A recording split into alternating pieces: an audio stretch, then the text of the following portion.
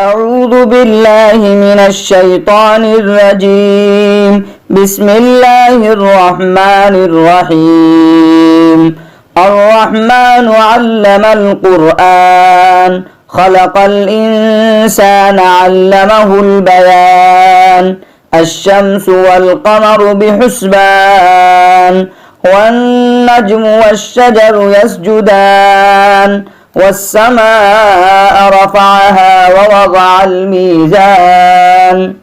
ألا تطغوا في الميزان وأقيموا الوزن بالقسط ولا تخسروا الميزان والأرض وضعها للأنام فيها فاكهة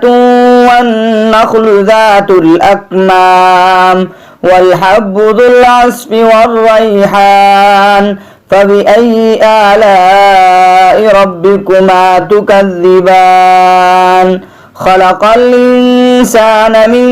صلصال كالفخار وخلق الجان من مارج من نار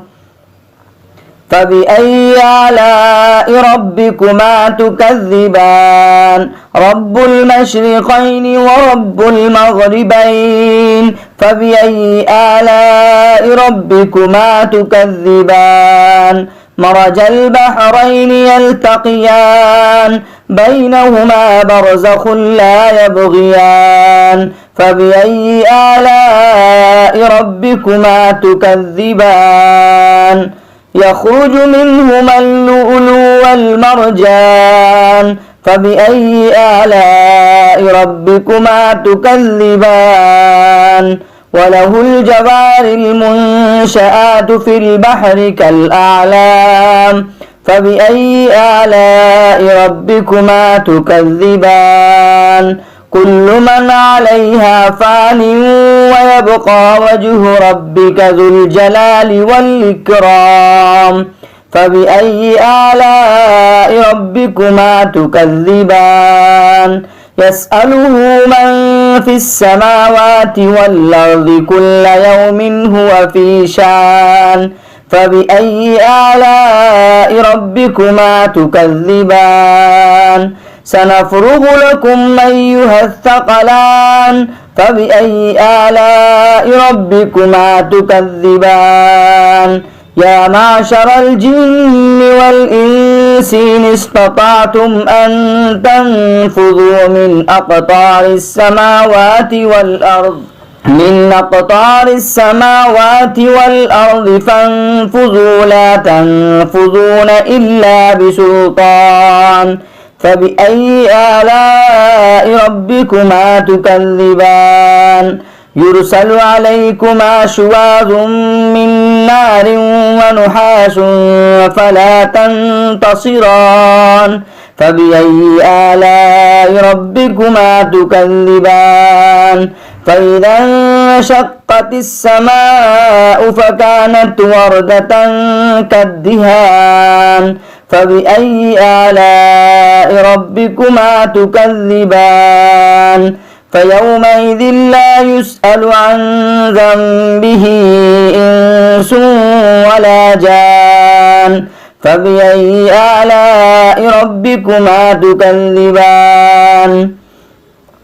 يعرف المجرمون بسيماهم فيؤخذ بالنواصي والأقدام فبأي آلاء ربكما تكذبان هذه جهنم التي يكذب بها المجرمون يطوفون بينها وبين حميم آن فبأي آلاء ربكما تكذبان ولمن خاف مقام ربه جنتان فبأي آلاء ربكما تكذبان ذواتا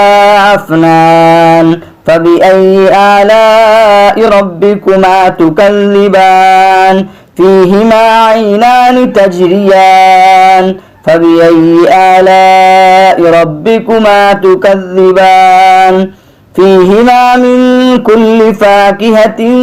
زوجان فبأي آلاء ربكما تكذبان متكئين على فرش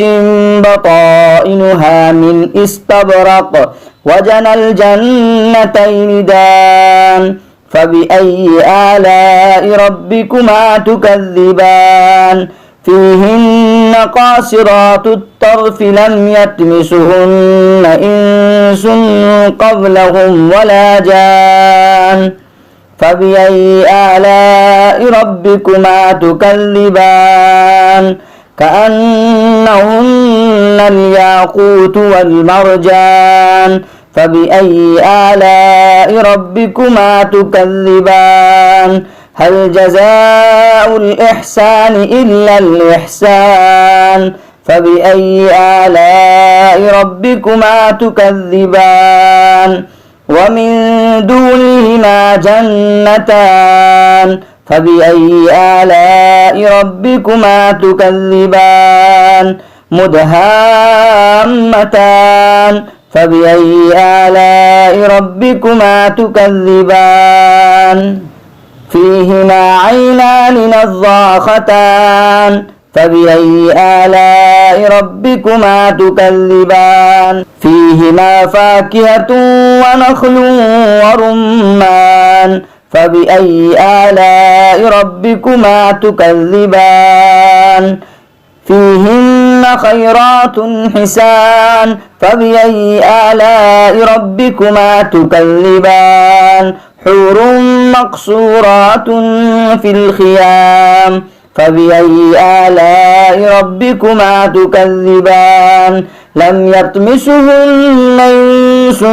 قبلهم ولا جان فبأي آلاء ربكما تكذبان متكئين على رفرف خزر